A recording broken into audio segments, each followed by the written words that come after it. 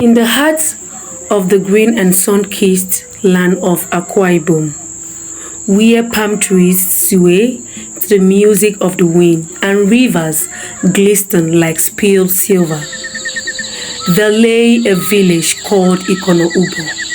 It was a place of laughter, song, and peace.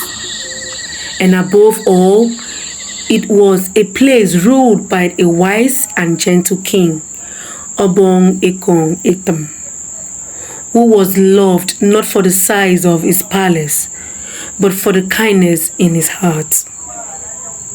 Obong Ekong had 3 daughters, each as radiant as the morning sun, but known throughout the land for something else entirely: their laughter. The eldest, Princess Inyebasi, was wild and fearless. She climbed trees taller than the palace walls and raced the village boys through muddy paths. Her laughter rang out like thunder during the rainy season, loud and unstoppable. The second, Princess Mfoniso, was sharp and clever. Her riddles could twist the tongue of the oldest elder, and her pranks made even the palace guards grind. She could turn silence into mischief and boredom into delight. The youngest, Princess Emem, was gentle and full of wonders. She spoke to animals, sang to the river, and believed the wind carried ancient stories. Her laughter was soft like rain on a thatched roof, but its warm heart just the same.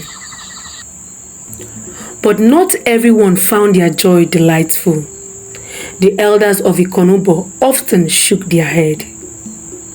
Too much laughter, too much freedom, they muttered. These girls are not like proper princesses. To this, Obong Ekong would simply smile. Uyaikidem, he would say in Ibibio, true beauty in the spirit. When the princesses came of age, the elders urged the king to host the Udian Kon Uko, a grand festival where suitors from across the kingdom could compete for their hands in marriage. Obong Ekong agreed, but with a promise: they may marry, he said, but only for love, not for crown, not for rank. And so the village prepared, drums echoed through the valleys, colors bloomed in the streets, words spread like wildfire across the land. Princes, warriors, and noblemen arrived with gifts of coral beads, gold, ornaments, and rich silk. But the princesses had plans of their own. Inyebasi met a suitor at the river and handed them oars. Paddle against the current, she said, and still smiled when you return. Few could, most capsized. One gave up and offered gold instead. She laughed him away. Mfoniso held a riddle contest beneath the full moon. If a man has a crown but no wisdom, she asked, what does he rule? The crowd was silent. Many tried to answer, none succeeded. Emem gave each suitor a small clay pot. Bring me something that reminds you of you, she whispered with a smile.